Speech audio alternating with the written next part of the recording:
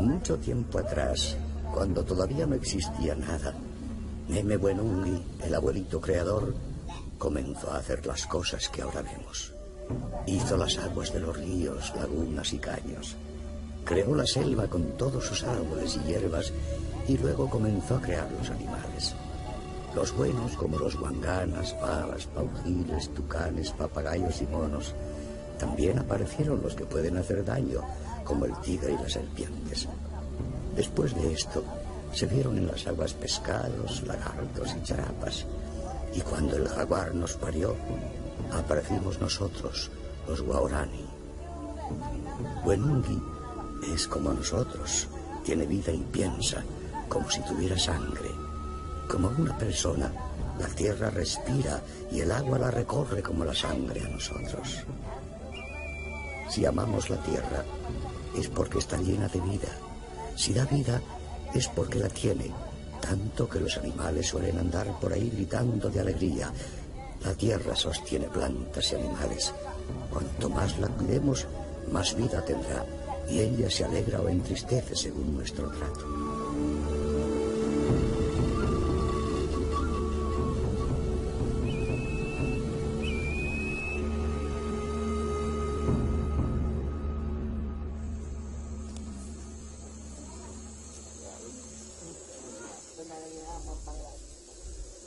Este hombre se llama Ñame Enomenga y representa a la última generación de una tribu, los Waorani, que lamentablemente ha sido condenada a desaparecer. Ñame vive con su familia en Nenkipari, un pequeño asentamiento a orillas del río Siripuno. Está casado con Bara y hace poco tiempo que se trasladaron a este lugar, ubicado en el corazón de la Amazonía ecuatoriana.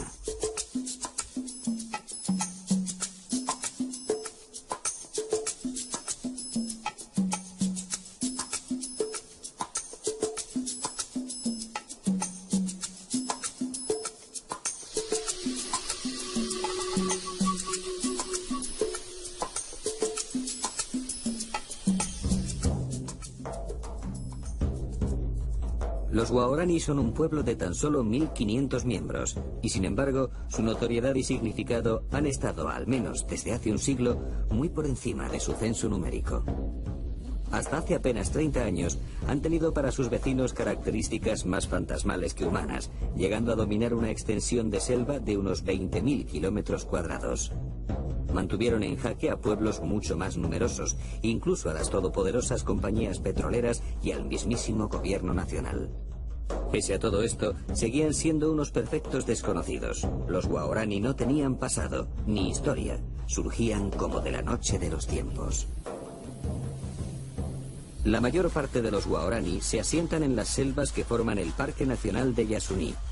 La reserva se encuentra ubicada en la parte oriental de Ecuador, en las provincias de Napo y Pastaza, ocupando 1 millón de hectáreas de bosque húmedo tropical de la cuenca amazónica ecuatoriana.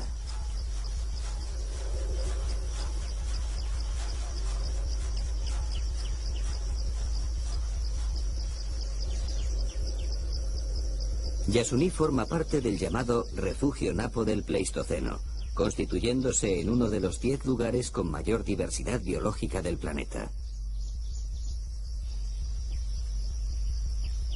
El ecosistema amazónico, y en especial su bosque lluvioso, es considerado uno de los hábitats vegetales y animales más ricos y complejos.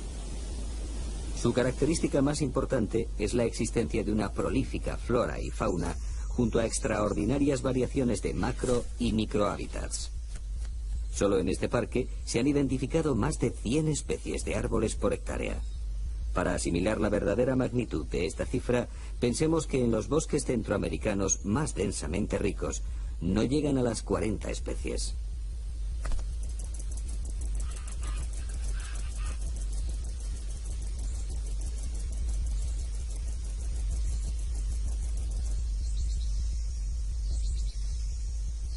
Pero es su gran diversidad animal lo que provocó que la UNESCO lo declarara en 1979 Reserva Mundial de la Biosfera.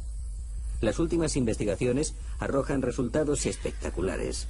Aquí viven más de 500 especies de aves, 62 especies de serpientes, y más de 100 de anfibios, 43 de las cuales corresponden exclusivamente a ranas arborícolas. En cuanto a mamíferos, hay censadas 173 especies, aunque se estima que pueden ser más de 200, que corresponderían al 70% de toda la fauna de mamíferos del Ecuador.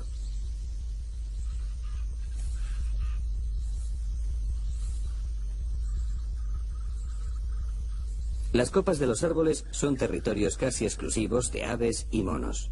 Ellos buscan en las alturas una seguridad que en el oscuro suelo no está garantizada. Y es que en este mundo que habita bajo el manto amazónico, el peligro es constante y todos deben estar alerta, porque todos son vigilados por alguien más fuerte y rápido que él, y con un único objetivo: matar para comer.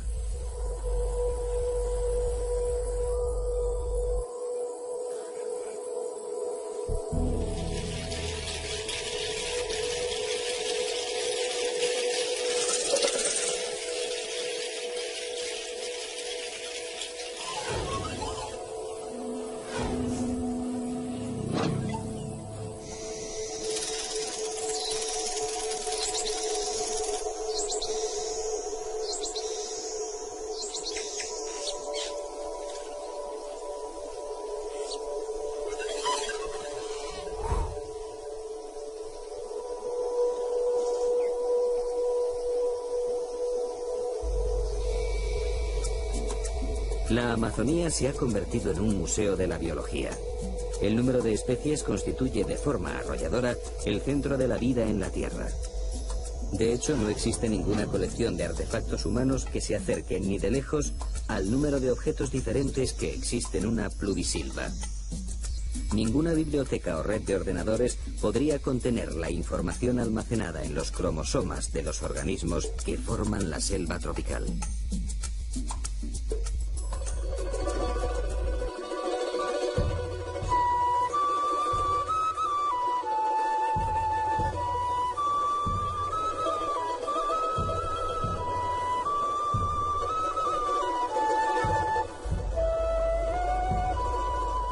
El gran manto de la selva tropical, que se extiende hasta las costas del Atlántico, tiene su origen a los pies de la cordillera de los Andes. Conforme la Tierra gana altura, la selva nublada va dejando paso al páramo, y finalmente a la nieve y a los glaciares. Y de estas cumbres de nieves perpetuas nacen miles de ríos y riachuelos que han formado el Amazonas, el gran río de los ríos. Los Andes marcan una inmensa línea divisoria de aguas que cruza todo el continente sudamericano y que obliga a los ríos a dirigirse o bien al Atlántico o bien al Pacífico. Todos los que descienden hacia el Atlántico pasan a formar parte, sin excepción, del sistema amazónico, con mucho la mayor cuenca hidrográfica de la Tierra. El principal tributario del río Amazonas es el Napo, que tradicionalmente ha marcado la frontera natural de los territorios guaraní. Esta era, hasta hace 50 años, su patria soberana de bosques y agua.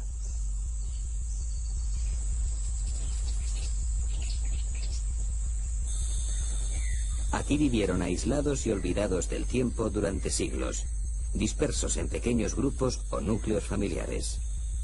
En sus territorios nunca han existido caminos ni carreteras, solo los pequeños ríos que alimentan al Napo han conectado unos poblados con otros.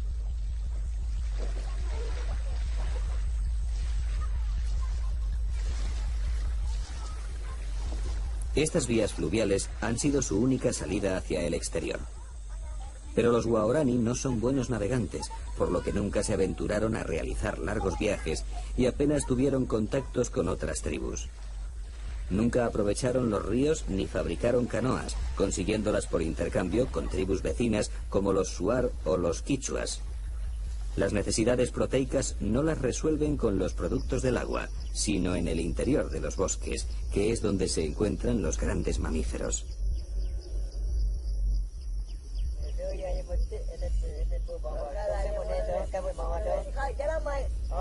Hasta hace aproximadamente un año, Ñame y su familia vivían en Quehueiriono, uno de los poblados más importantes del río Siripuno, afluente del Napo. Pero los recursos naturales se estaban agotando y no eran suficientes para alimentar a los más de 160 miembros que formaban la comunidad. Así que Ñame decidió separarse y establecerse en un nuevo asentamiento que se encuentra a 2 jornadas a pie de Keweiriono.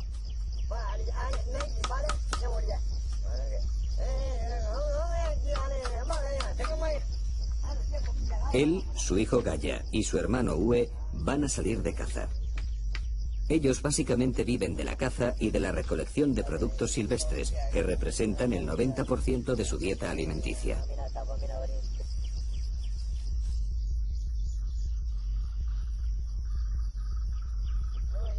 En el interior de la choza preparan sus armas. Mientras Gaya se encarga de reparar y armar las bodoqueras o cerbatanas, Ue fabrica los dardos con caña de bambú. Ñame, mientras tanto, no para de hablar contando 1001 batallas de sus días en que era el mejor cazador de Keweiriono. Gaya y Ue escuchan por enésima vez y resignados la misma historia de siempre. En la actualidad, la mayor parte de los jóvenes han sustituido las bodoqueras por rifles y escopetas, y solo los más viejos siguen cazando con ellas.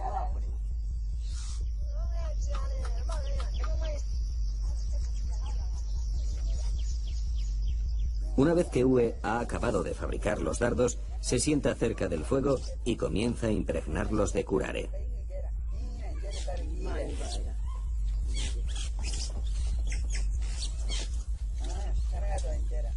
El curare es un poderoso y mortífero veneno que paraliza el sistema nervioso bloqueando los músculos del diafragma, por lo que el animal muere asfixiado. Lo utilizan numerosos grupos étnicos del Amazonas y cada tribu posee su fórmula secreta de preparación. Algunos usan como base venenos de ranas y serpientes, aunque los Waorani lo hacen con la raíz del maracuré, una planta fuertemente tóxica.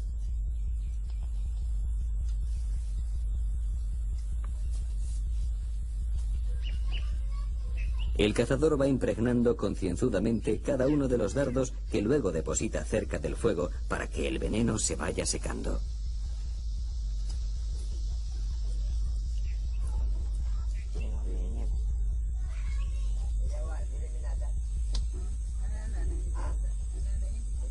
El siguiente paso es colocar en cada flecha una bola de algodón que tapone la bodoquera, para que al soplar el dardo salga con fuerza y velocidad.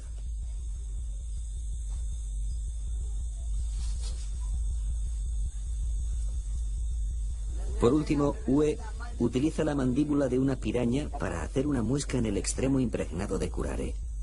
Cuando éstas se clavan en un mono, su primera reacción es intentar sacársela, por lo que con la muesca, la punta del dardo se partirá y permanecerá en el interior del animal.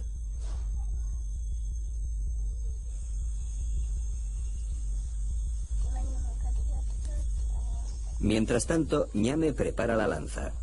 Cada vez que van a salir de caza, la lanza es adornada con un tinte rojo que extraen de la huenca, una semilla que los Waorani aprecian especialmente, ya que también la usan para sus adornos corporales. Al igual que el curare, la huenca es utilizada por varias tribus amazónicas.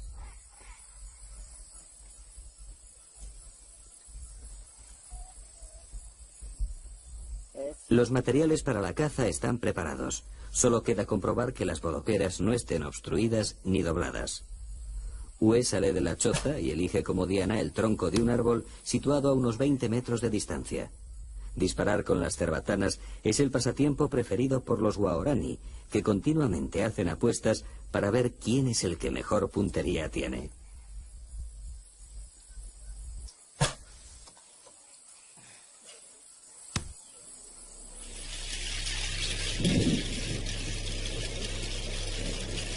A finales de abril, las tormentas se forman a diario y en pocos minutos el cielo se cubre de un gris plomizo. Es época de lluvias y no hay un lugar en la Tierra donde llueva con tanta fuerza como lo hace en el Amazonas. El agua que permanece en el suelo en forma de humedad es absorbida por las raíces de los árboles y arbustos y desde aquí asciende por el tronco y las ramas hasta las hojas.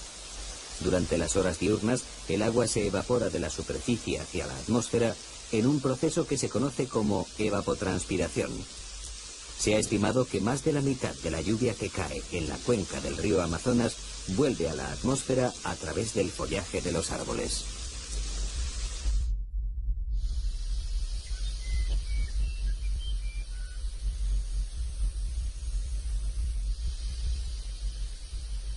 A la mañana siguiente, Ñame, su hijo pequeño Moi, Ue y Gaya abandonan Nenquipari y se adentran hacia el interior de la selva.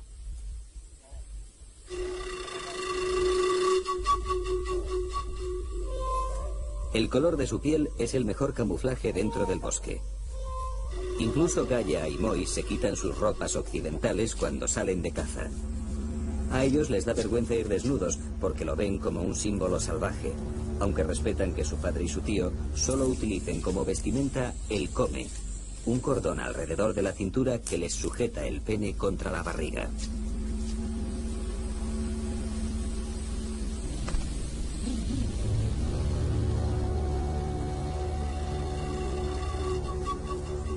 Los guaraní son tremendamente supersticiosos y los sueños también son importantes a la hora de cazar. Estos pueden orientar al cazador, que debe saber interpretarlos. Soñar con enamorarse o ver a una mujer son señales de buena suerte, mientras que soñar con personas muertas es señal de peligro. Para evitar la mala suerte, se debe partir de cacería 2 días después del mal sueño. Pero si han tenido uno bueno, entonces deben salir inmediatamente.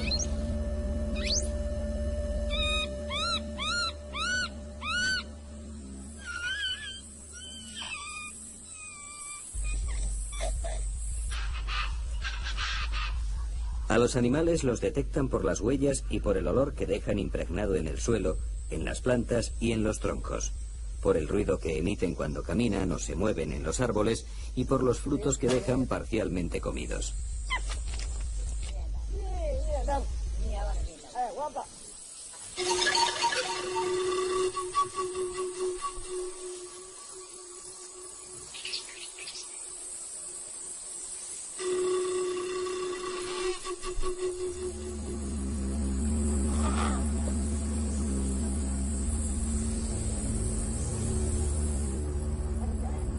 Ue ha visto saltar a un mono e imita sus sonidos para que éste responda y pueda localizarlo.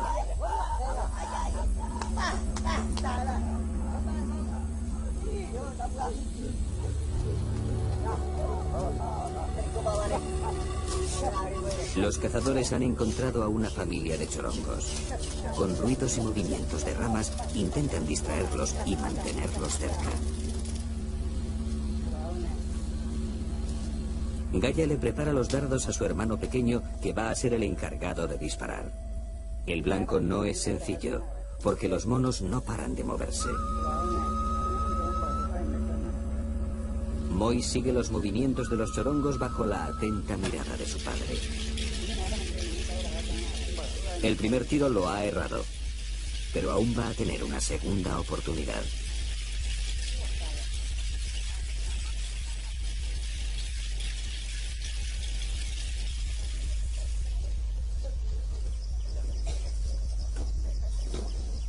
Mientras los 4 cazadores siguen intentando abatir algún mono, las mujeres permanecen en el poblado al cuidado de los pequeños y con las faenas del hogar.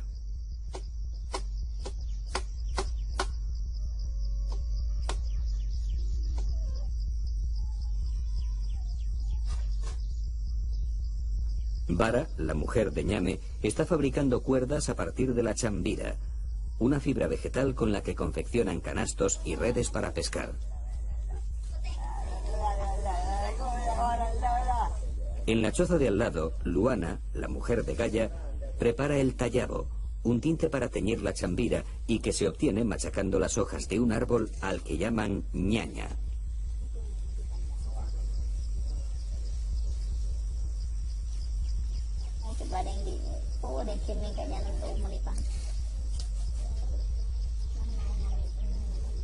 El tallabo, al igual que la huenca, también lo utilizan para pintarse el cuerpo, en especial las mujeres.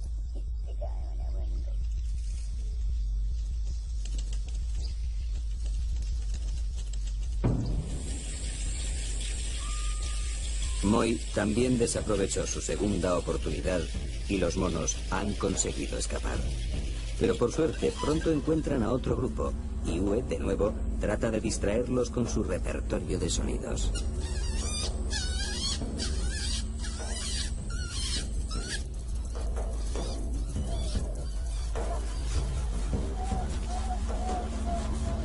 Ahora sí que hay que asegurar el tiro. La tarde se echa encima y las nubes vuelven a cubrir el cielo amenazando con lluvia. Gaia y Uwe toman la responsabilidad.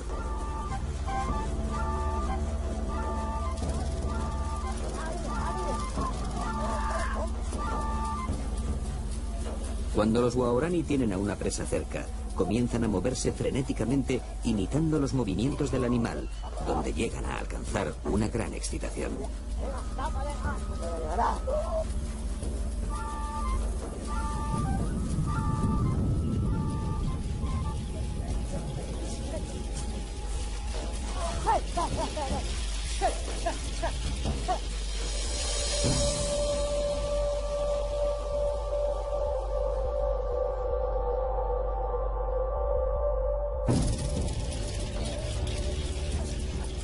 Un mono ha sido alcanzado y en pocos minutos morirá por asfixia. El chorongo se ha quedado enganchado en una rama y Gaia tiene que trepar para recuperarlo. En cuestión de segundos la tormenta vuelve a descargar con fuerza.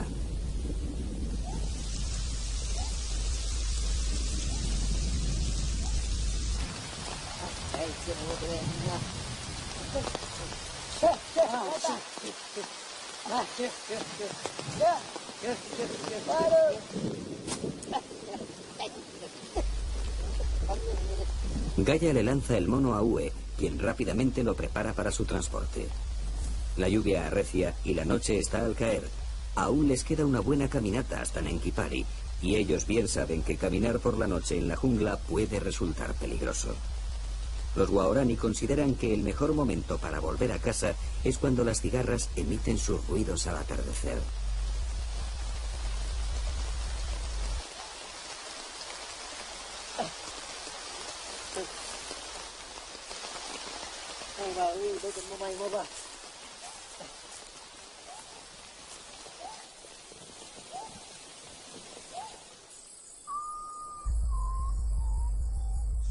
Hoy ha sido un día de suerte.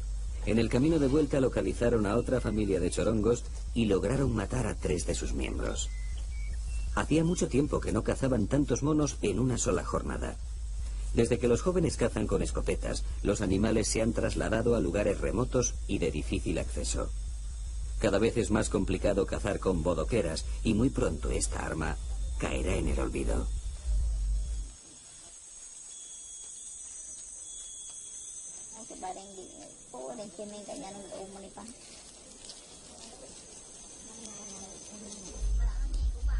Cuando los cazadores llegan al poblado, tiran la caza al suelo, que pasa a ser propiedad de sus esposas. Los Waorani nunca guardan la carne ni saben conservarla. En cuanto esté preparada, la comerán hasta dejar los huesos limpios, aunque luego tengan que pasar varios días sin probar bocado. Las experiencias de caza inspiran muchas narraciones y conversaciones. Un cazador, cuando regresa de una cacería, es sujeto de examen por parte de toda la comunidad, y su éxito o fracaso pronto se hace de dominio público.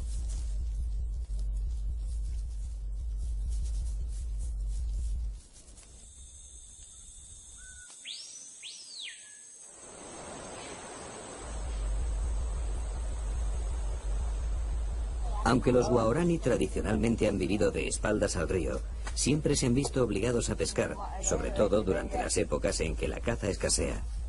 No lo hacen en los ríos, sino en las charcas y riachuelos que apenas tienen profundidad, ya que solo los jóvenes saben nadar.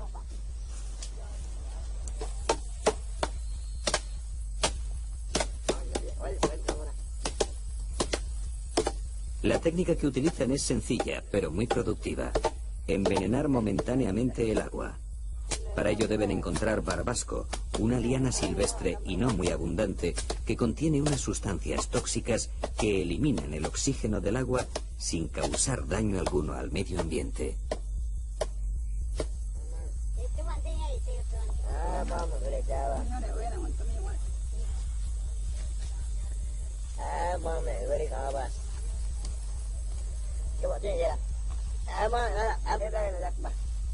Una vez preparadas las redes y machacado el barbasco para que se disuelva bien en el agua, Ñame y Vara se meten en la charca y comienzan a diluir el veneno, lavando las lianas varias veces.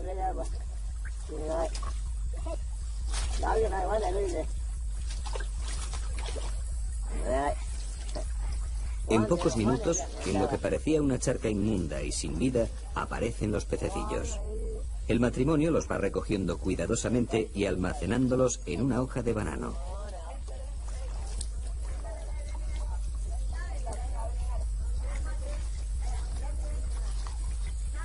Al igual que la caza, los guaraní también tienen sus creencias sobre la pesca. Nunca comen la cabeza del pescado, porque de lo contrario, nunca más volverán a pescar.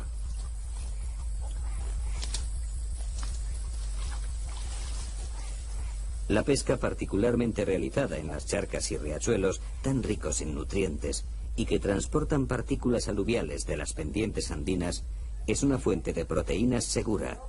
Pero ninguna sociedad amazónica basa la mayor parte de su subsistencia en el pescado.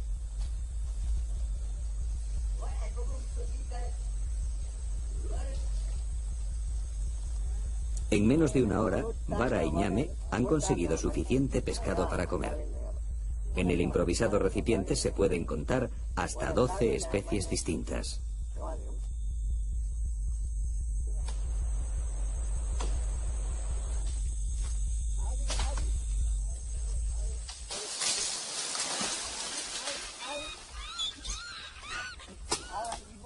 Mientras tanto, Ue y Kaya cortan árboles.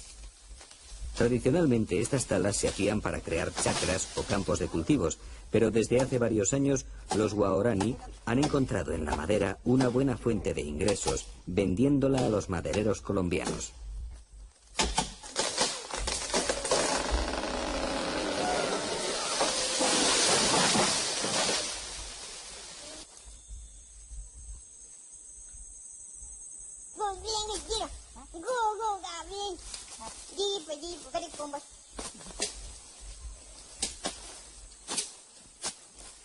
En la chacra, Vara cultiva yuca y plantas medicinales.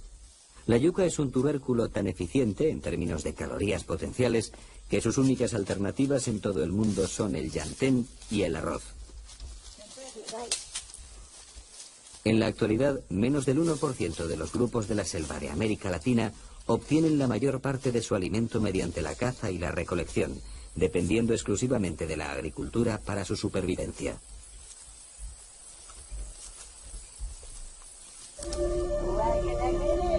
Antes, nuestra vida en la selva era una especie de inocente devenir, alejados de la civilización, del progreso y del desarrollo, hasta que llegaron los caucheros, los misioneros, las compañías petroleras y los colonos, personajes ajenos a nuestra selva, que nos quitaron la tranquilidad y nos volvieron agresivos frente a toda persona extraña.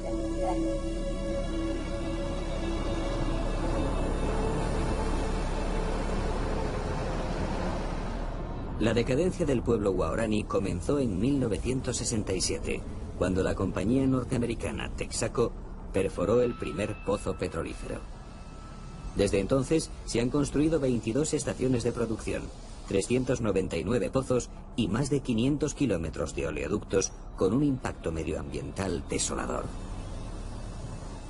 En 32 años se han derramado más de 70 millones de litros de petróleo crudo. Más de 100.000 millones de litros de aguas residuales con contenidos muy tóxicos han sido vertidos directamente a los ríos. Se han deforestado 1 millón de hectáreas de bosque y se han quemado al aire libre más de 235 millones de metros cúbicos de gas, afectando a una población de 300.000 indígenas. Muchos sufren desde enfermedades cutáneas hasta cáncer, pasando por todos los virus traídos por el hombre blanco, como la viruela, el sarampión, la tosferina, la peste, el tifus, la disentería, la gripe. Rocío Alarcón es una etnobotánica que lleva varios años luchando por los intereses de las tribus indígenas. Obviamente atrás de las compañías petroleras, atrás de las compañías madereras, hay grupos humanos de este país que buscan nuevas alternativas y que vienen a colonizar estas tierras. Entonces, y las leyes, el Estado, con su lentitud en la toma de decisión o leyes contradictorias, ha provocado que los guaraníes pierdan cada día más tierra y pierdan cada día su hábitat y por consiguiente su conocimiento. La red de puentes y carreteras creada por las multinacionales hizo accesible un territorio hasta entonces inexpugnable. El petróleo atrajo a gentes de todos los rincones del país en busca de una mejor vida.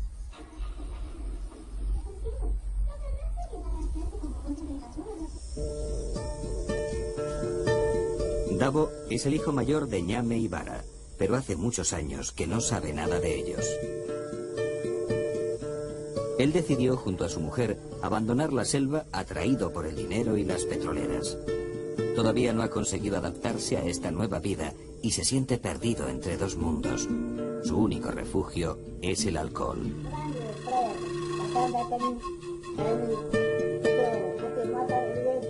Yo pensaba que venía al paraíso. Mis amigos los madereros me contaban historias sobre las petroleras. Ellos me convencieron para que viniera aquí a trabajar porque iba a ganar mucho dinero. Pero no ha sido así, y ahora me arrepiento de haber abandonado la selva. No hay un solo día en que no recuerde las cacerías junto a mi padre y mis hermanos, todos desnudos. Yo era muy feliz. Ahora me doy cuenta de que el paraíso no es esto, sino lo que he dejado atrás, pero ya es tarde.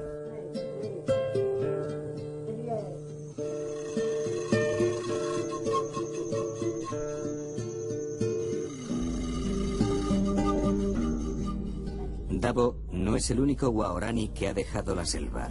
Como él, otros muchos han decidido cambiar de vida y probar fortuna, pero pocos han logrado adaptarse. Su cultura ha perdido tal identidad y orgullo que hoy se han convertido en mendigos en medio de la riqueza de su propio territorio. Claman caridad, mientras sus casas están construidas sobre inmensos yacimientos de petróleo. El cambio es muy marcado. Los viejos han escondido su conocimiento, han escondido su forma de ser, y para llegar a ellos hay que gastar tiempo y energía para descubrir su real interioridad. Está cubierta, tapada por lo que ahora es la civilización. Y en el caso de los jóvenes, están atraídos por lo que es la ciudad, el modernismo, la radio, la televisión. Y este cambio lo hemos provocado nosotros los ecuatorianos y el mundo que nos rodea, todos nosotros que formamos parte de este planeta, que estamos hambrientos de recursos naturales, estamos hambrientos de petróleo, estamos hambrientos de una serie de productos que tiene la naturaleza. Y somos nosotros los que hemos provocado esto a través de compañías petroleras, madereras, compañías farmacéuticas y nosotros los consumidores, obviamente.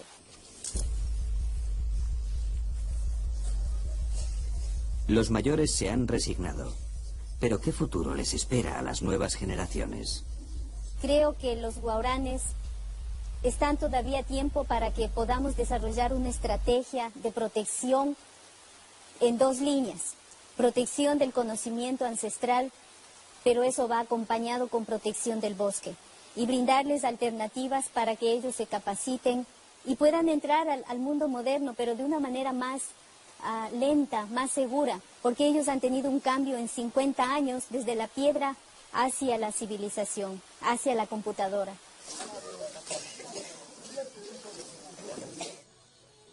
A muchas jóvenes indígenas no les queda otra salida que trabajar en los numerosos burdeles ubicados a las afueras de Coca, la ciudad más cercana a los territorios guaraní.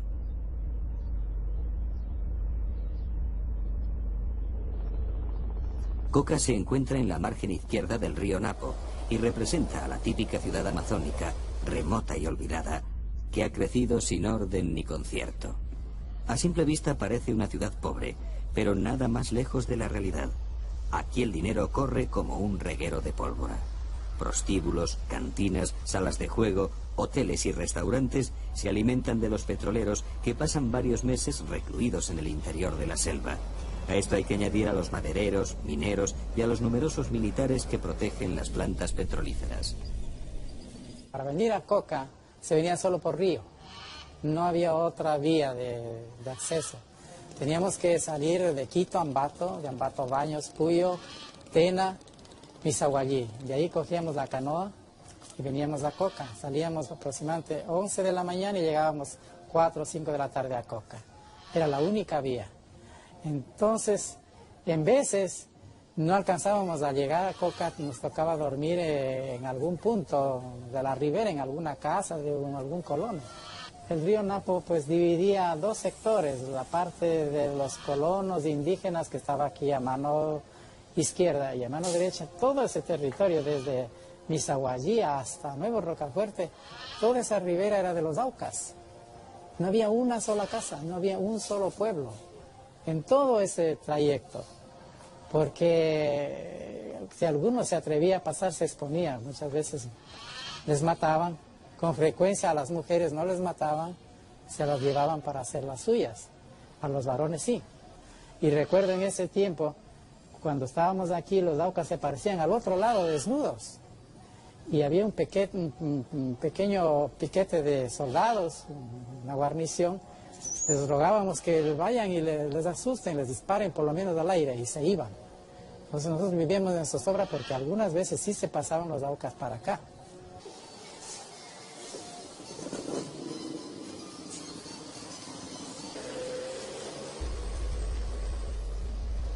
Coca es también el centro de distribución de las sustancias que necesitan los narcos para la elaboración de la cocaína y lugar de descanso de las FARC, la guerrilla colombiana que tiene su cuartel general al otro lado de la frontera.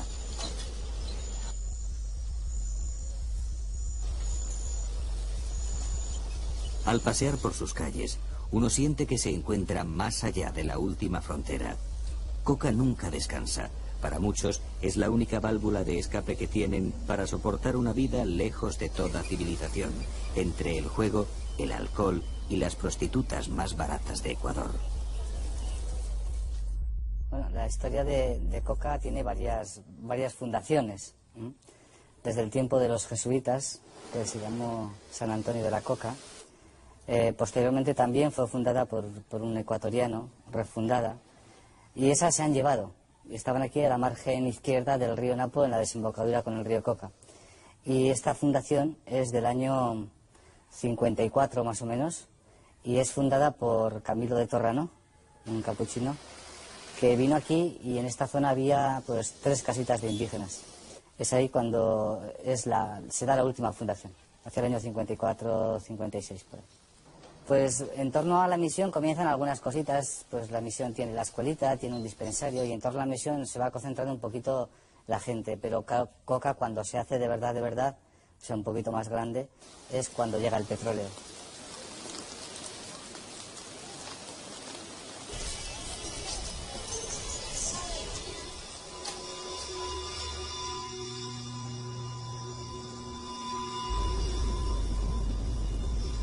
Pero antes de la llegada de los petroleros, los guaraní ya habían tenido varios contactos con el hombre blanco. A principios de los años 50, el ILV, una misión evangélica norteamericana, comenzó a sobrevolar la selva tratando de localizar y contactar con tribus indígenas en un ambicioso proyecto de evangelización. Sus lazos de amistad los creaban desde el aire, lanzándoles regalos. A los guaraní se les agrupó en protectorados donde sufrieron un proceso de occidentalización brutal.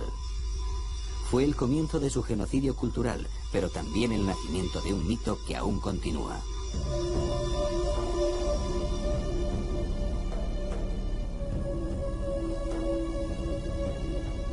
Un grupo de unos 50 guaraní decidieron seguir siendo libres, adentrándose aún más en la selva. Entre ellos, hicieron un pacto de sangre: no volver a ser contactados nunca más. Su jefe se llamaba Taga, y en honor a él se autodenominaron Tagaeri. Los Tagaeri ocuparon una extensión de selva muy rica en petróleo, y pronto se vieron obligados a luchar contra las petroleras. Para evitar un baño de sangre, Alejandro Lavaca, un misionero capuchino español, decide arriesgar su vida y contacta con los Tagaeri para buscar una solución al conflicto. El 21 de julio de 1987, El misionero y la religiosa Inés Arango morían acribillados a lanzazos por los Tagaeri. Alejandro quiere acercarse porque ve venir el peligro sobre la selva. Es decir, hasta entonces la selva es una selva muy aislada, nuestra zona. No había prácticamente blancos, el 95% de la gente era indígena, el 5% era blanco. Pero él ya sabía que iba a haber petróleo, la carretera llega al Coca en el año 70 y con la carretera todas las arterias petroleras y la selva ahí queda inerme ya, ¿no? Es decir, la selva era inconquistable para la técnica ecuatoriana, pero la técnica petrolera la pone al alcance de la gente, ¿no? Aunque él tenía un contrato con el Estado, con la petrolera, con CEPE en aquel momento, que era la estatal, para hacer un contacto, él ponía tales condiciones, lo difería de tal forma que los petroleros decidieron tomar unas medidas sustitutorias, ¿no? Y paralelas, y entonces tomaron un señor que se llamó el doctor Vela, con su grupo de gente armada, que limpiaba la selva, es decir, porque le parecía que la actitud del obispo era una actitud, digamos, poco combativa, ¿no? Alejandro y nosotros lo que hemos querido es que no hubiera exploración petrolera en esa zona, ¿no? Pero si eso no se puede evitar, que es lo que le pasó a Alejandro, bueno, al final él dijo, mira, yo soy un obispo, yo soy un misionero y este es mi oficio, ¿no? Yo no tengo que impedir que la gente se mate, ¿no? La noche anterior, cuando ya decidió entrar, reunió a algunos compañeros a decirles que iba a entrar al día siguiente donde los Tagaeri. Él era perfectamente consciente del peligro, porque bueno, era un hombre muy experto, había estado muchas veces y sabía lo que podía pasar. Él pidió que le acompañara a Inés, ¿no? Que era una religiosa colombiana, capuchina, que era una mujer muy valerosa que le había acompañado a él en muchos viajes a los Guaraní y que había dado muchas pruebas de valor, ¿no? Los Guaraní tenían dentro de una selva inmensa, tenían como dos huequitos en esa selva, ¿no? En un huequito estaba una casa ya muy vieja y después a unos 300 metros había una chacra, es decir, una huerta de yuca, también con los árboles, con los troncos de árboles cortados un poco alto. El helicóptero no se podía posar y ellos tenían que lanzarse desde una piola, desde unos 3-4 metros. Cuando ellos llegaron allí, ahí había unos jóvenes Guaraní, unos muchachos jóvenes, que al ver al helicóptero se retiraron a la selva. Entonces el helicóptero bajó un poco hasta unos 3-4 metros y ellos se descolgaron.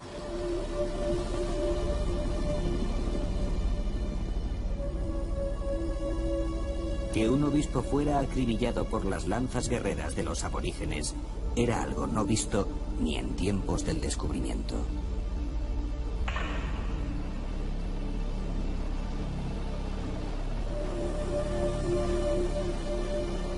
Los hechos son que ellos se habían quedado en la chacra, los hechos son con testigos que ellos estaban junto a unos muchachos Guaraní y los hechos son que encontramos sus cuerpos ya no en la chacra, sino en la casa, por lo tanto no les han matado ahí. En la casa Alejandro está a unos 15 metros de la puerta de la casa y Inés está clavada junto a la puerta de la casa, ¿no? Varios años después, uno de los amigos nuestros, de los Guaraní amigos nuestros, se llamaba Babé, en una de las incursiones que hizo hacia la tierra de los Tagaeri, capturó en el monte, es decir, él se acercaba a las casas Tagaeri, y en una chacra en el monte vio 3 mujeres. De las 3 mujeres pudo capturar una, él y su grupo. Fui a su casa y bueno, pues allí vi efectivamente a una niña Tagaeri que se llamaba Omatuki. De Omatuki tenemos una versión de la muerte de Alejandro Inés que yo personalmente creo que en sus términos generales es exacta, porque primero porque la niña no podía inventar algunas de las palabras que decía si no las hubiera visto, ¿no? Y segundo porque algunas de sus descripciones coincidían exactamente con el lugar donde hallamos los cuerpos, etcétera, ¿no? Bien, según ellas lo que ocurrió fue lo siguiente: cuando los muchachos guaraníes llegaron a la casa acompañando a los 2 blancos, la primera reacción fue de estupor. Entonces, para ellos fue sin duda inaudito ver que aquel que estaba más allá de la frontera y que además era un caníbal conocía su lengua. Tuvieron conversaciones, parece que al principio de lejos, luego se acercaron. Bien, el caso es que llegaron a una relación amistosa. Debieron pasar varias horas y estaban prácticamente, según la niña, preparándose para irse. ¿no? Cuando en este momento aparecen en el grupo unos viejos, los mayores del grupo, que han estado cazando todo el día. Se armó una verdadera discusión en el grupo. Las mujeres decían, no, ya no queremos vivir más así, ¿no? Estos van a volver donde los blancos, les van a decir que no nos maten más, que no nos ataquen más, etcétera, nos van a traer regalos, bueno. Los jóvenes, que seguramente, como siempre ocurre, aparecieron callados, y estos hombres mayores que empezaron a decir a su grupo lo que tenían que hacer. Lo que fue para mí más significativo, en la canción que dicen que cantan ahí, como suelen hacerlo, una canción que cantan antes y después de las muertes, se repite, ¿no?, esto: somos guerreros, somos tigres, somos cazadores, nosotros matamos, ¿no? Es una estrofa que se repite. Y después llega la segunda estrofa que dice: ellos han matado a nuestro hermano mayor, ellos han matado a nuestro jefe, nosotros debemos vengar su muerte, ¿no? Ellos nos han dejado sin líder, nos han dejado sin hermano, nosotros debemos vengar eso para ser guaraníes, ¿no? Había varios hombres con lanzas en la mano y por fin uno de ellos, que estaba detrás de Alejandro, que estaba frente a Alejandro, le atravesó con una lanza todo el cuerpo. Cuando mi compañero José Miguel rescató el cuerpo, tenía al menos 15 lanzas o 16 lanzas clavadas en el suelo, verticales, ¿no? Y tenía, pues no sé, 80 o 90 heridas, ¿no? Después de rogarle mucho para que no la mataran, Inés se escondió un poquito más allá, y cuando regresaron ya seguramente unos minutos más tarde de matarlo, regresaron a la casa, a mirar hacia la casa, se encontraron con que la mujer no existía y preguntaron dónde está la mujer, qué ha pasado con ella. Las mujeres le contestaron: no le matéis, dejadla en paz, se ha metido en la selva, etcétera. Y el grupo, como siempre hace una vez que ha causado una muerte ahí, huye. Y parece que cuando están recogiendo las cosas para huir es cuando llega Inés de la selva, llorando, dice la muchacha, y entonces un joven se acercó y dijo: yo no he matado a ningún Kogori, a ningún Kenwen, y le atravesó todo el cuerpo, ¿no?, que estaba en cuclillas, le atravesó con una lanza, ¿no?, y la clavó en el suelo. Para mí es evidente que Alejandro en realidad sufrió un sacrificio ritual, ¿no?, que pagó las culpas de otros, como muchas veces ocurre en la vida, y le metieron en un terreno, a mi parecer, minado, que él no conocía suficientemente, porque las compañías nunca nos dicen toda la verdad, ¿no? Y le explotó una mina bajo los pies que seguramente ni siquiera él, que tenía experiencia, había calculado suficientemente.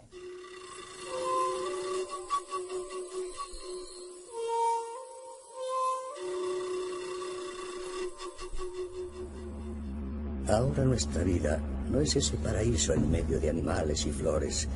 Es radicalmente diferente con la presencia de las compañías petroleras. El canto de los pájaros ha sido cambiado por el bramar de las máquinas que se abren paso, penetrando en la selva virgen y reduciendo con rapidez nuestro espacio físico. Para los blancos, esta zona significaba perder un paisaje o ganar riqueza. En cambio, para nosotros, es el fin y la extinción de nuestras vidas. Miles de hectáreas de selva tropical han sido destruidas, los ríos contaminados y la espesa jungla ha visto desaparecer muchos de sus encantos. Mucho tiempo atrás, cuando todavía no existía nada, Meme Wenunghi, el abuelito creador, comenzó a hacer las cosas que ahora vemos. Hizo las aguas de los ríos, lagunas y caños. Creó la selva con todos sus árboles y hierbas y luego comenzó a crear los animales. Los buenos, como los guanganas, pavas, paujiles, tucanes, papagayos y monos. También aparecieron los que pueden hacer daño, como el tigre y las serpientes. Después de esto, se vieron en las aguas pescados, lagartos y charapas. Y cuando el jaguar nos parió, aparecimos nosotros, los guaraní. Wenunghi es como nosotros, tiene vida y piensa, como si tuviera sangre. Como una persona, la tierra respira y el agua la recorre como la sangre a nosotros. Si amamos la tierra, es porque está llena de vida. Si da vida, es porque la tiene, tanto que los animales suelen andar por ahí gritando de alegría. La tierra sostiene plantas y animales. Cuanto más la cuidemos, más vida tendrá, y ella se alegra o entristece según nuestro trato.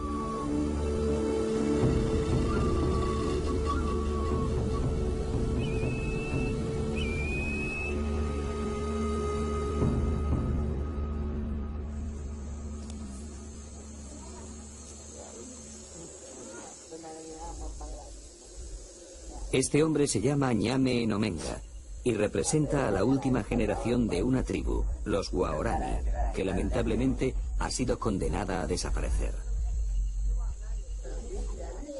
Ñame vive con su familia en Nenquipari, un pequeño asentamiento a orillas del río Siripuno. El clima amazónico, y en especial su bosque lluvioso, es considerado uno de los hábitats vegetales y animales más ricos y complejos. Su característica más importante es la existencia de una prolífica flora y fauna, junto a extraordinarias variaciones de macro y microhábitats. Solo en este parque se han identificado más de 100 especies de árboles por hectárea. Para asimilar la verdadera magnitud de esta cifra, pensemos que en los bosques centroamericanos más densamente ricos no llegan a las 40 especies.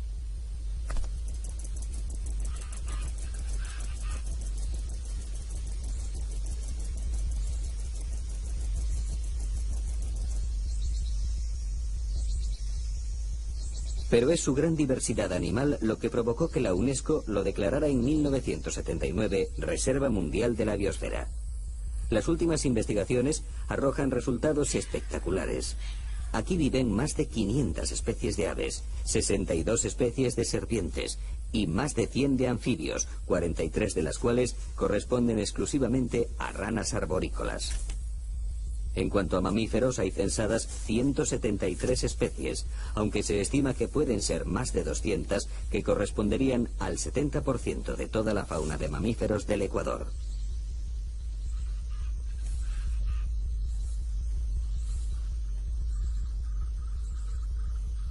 Las copas de los árboles son territorios casi exclusivos de aves y monos. Ellos buscan en las alturas una seguridad que en el oscuro suelo no está garantizada.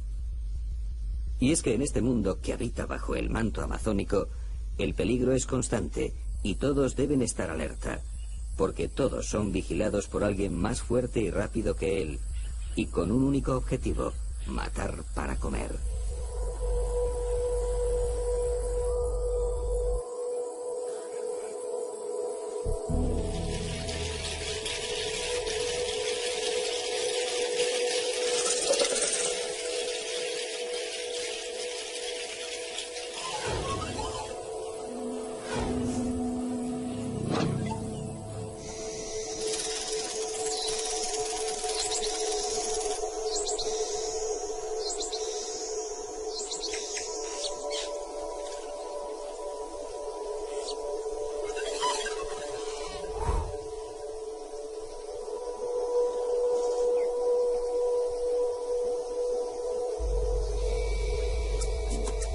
La Amazonía se ha convertido en un museo de la biología.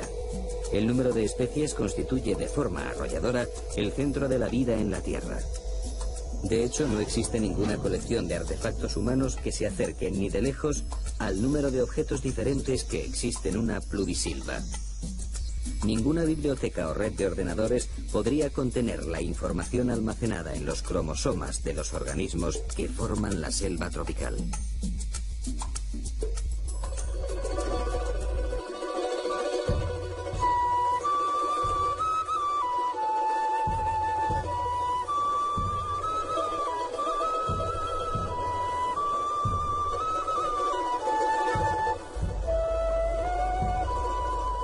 El gran manto de la selva tropical, que se extiende hasta las costas del Atlántico, tiene su origen a los pies de la cordillera de los Andes. Conforme la Tierra gana altura, la selva nublada va dejando paso al páramo, y finalmente a la nieve y a los glaciares.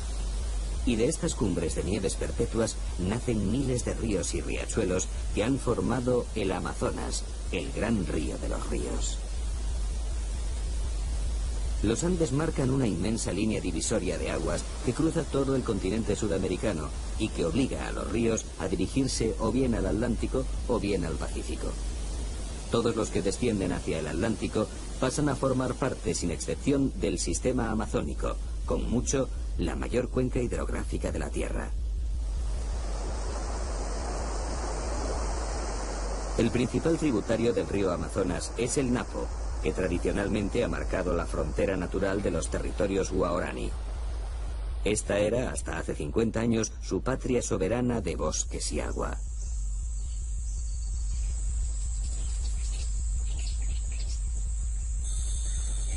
Aquí vivieron aislados y olvidados del tiempo durante siglos, dispersos en pequeños grupos o núcleos familiares. En sus territorios nunca han existido caminos ni carreteras, solo los pequeños ríos que alimentan al Napo han conectado unos poblados con otros.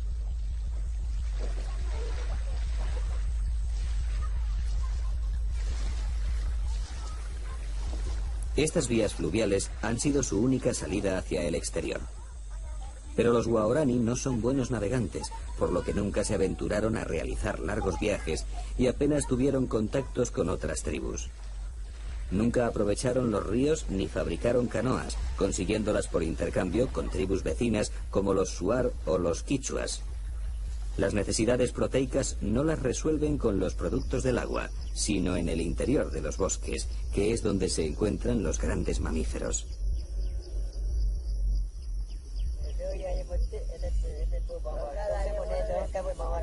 Está casado con Bara y hace poco tiempo que se trasladaron a este lugar, ubicado en el corazón de la Amazonía ecuatoriana.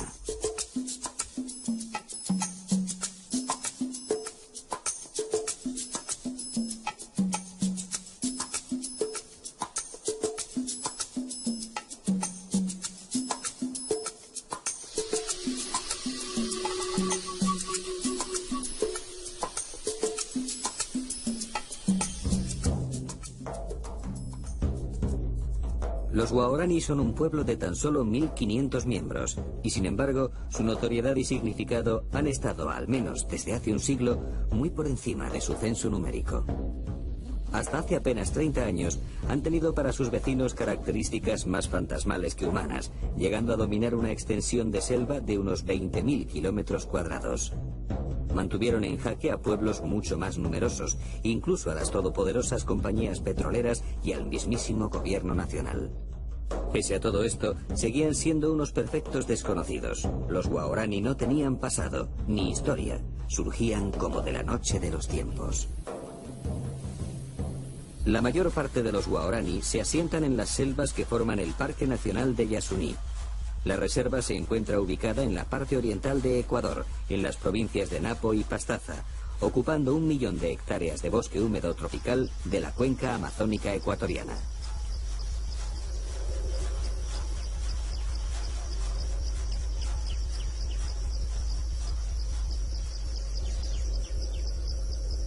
Yasuní forma parte del llamado Refugio Napo del Pleistoceno, constituyéndose en uno de los 10 lugares con mayor diversidad biológica del planeta.